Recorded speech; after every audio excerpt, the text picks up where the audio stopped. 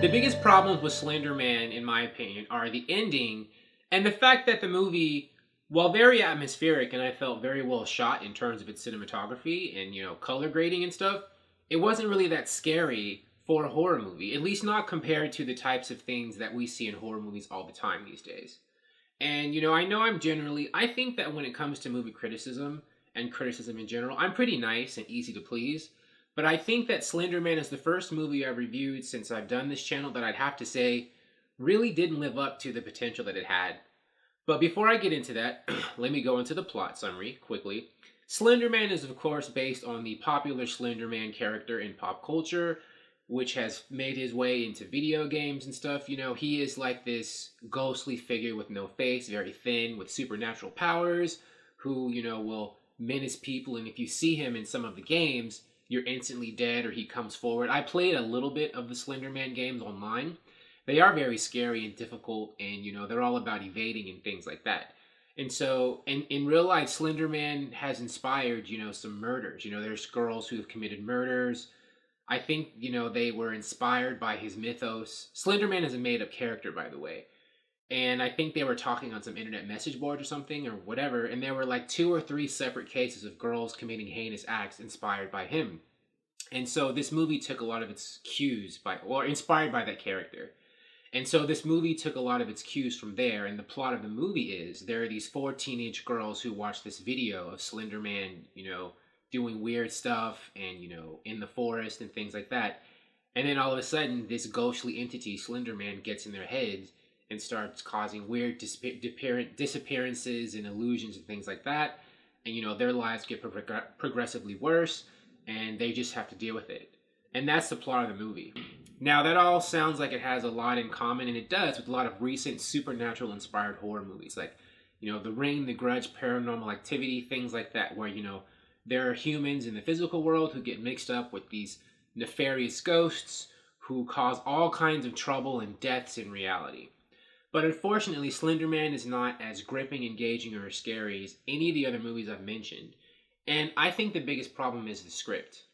Because by the time you get to the ending of Slender Man, the ending is such a letdown given all the stuff you were hoping or that you felt was promised you were getting, that the entire movie just becomes a disappointing experience. And I will explain. Now, like most horror movies, Slender Man is, of course, fatalistic, and a lot of the characters are going to be doomed from the start, which is what typically happens in horror movies. But even so, in a lot of horror movies, the characters, especially when they're dealing with a supernatural force they don't know much about, they spend a lot of the movie trying to figure out as much as they can about this force, to figure out its motives and if they can fight it.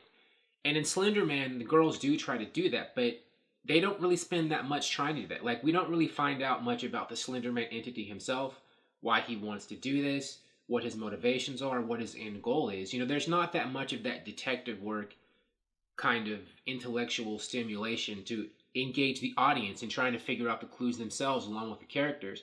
It's just these 4 girls, dealing with hallucinations and being influenced by Slender Man and doing weird things to themselves. And that's the whole movie. It's like just one girl goes crazy, the other goes crazy, weird stuff happens, and then the movie ends. And you're left there like, that's it? Like, I was expecting more. Why is that all this movie is? And that is all Slender Man is. I'm not going to give away what the ending is, but I'm just going to say it's very, very disappointing.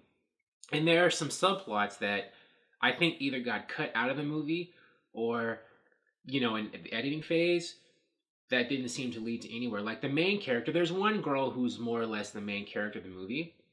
I forget her name, but there's this guy that she goes to school with who may become her boyfriend. They go on a date, she goes over to his house, and then, later on in that scene, he knows something's going on with her, and then he pulls out his phone and is like, is this the video that you were watching?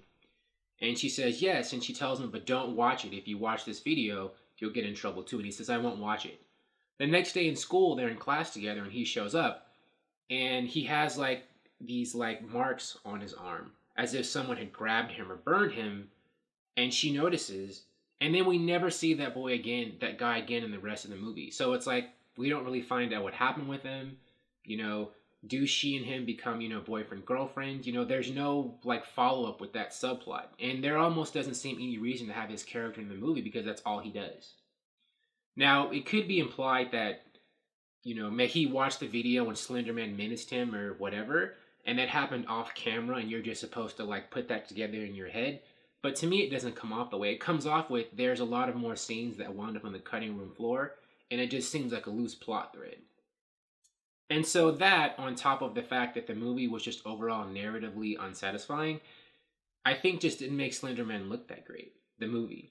Now, what I will say worked in its favor, I thought all of the actors, the girls I said, and the guy, and, all the characters, they were very good in their performances. I felt that the acting was good. I also felt that the cinematography was great, although there were some parts where when the girls would be running through the forest, there was like this shaky cam, jerky cam effect that the director used that I thought was unnecessary and weird looking. Like, why not just keep the camera static instead of having it jerk around? It's hard to explain, but it just seemed weird. And I thought that it was kind of surprising because Slender Man is a horror movie, with this entity that has long claws and tendrils. I think you might expect it to be kind of gory and slasher kind of, but this movie actually isn't like that. It's more atmospheric, and it's more about the things that Slender Man makes you see and feel in your head, the hallucinations, that sort of thing. It's more atmospheric and cerebral, I guess, or emotional, which is surprising, and I think is good. It was creative and surprising, but still, it was inside of a movie that was overall just not what it could have been. So all in all, I think Slender Man is the first movie I will have reviewed on this channel that I'll say is not really that good. But it could have been if they had just, done some of the things similar in terms of the way they wrote the storyline that I mentioned in other movies, like The Grudge or The Ring or Paranormal Activity, movies of this type where it's a supernatural horror movie. And I don't know, they didn't do any of that. Thank you for watching. If you like this video, please like it on YouTube and subscribe to the channel because I appreciate your viewership, and I'll talk to you soon. Bye.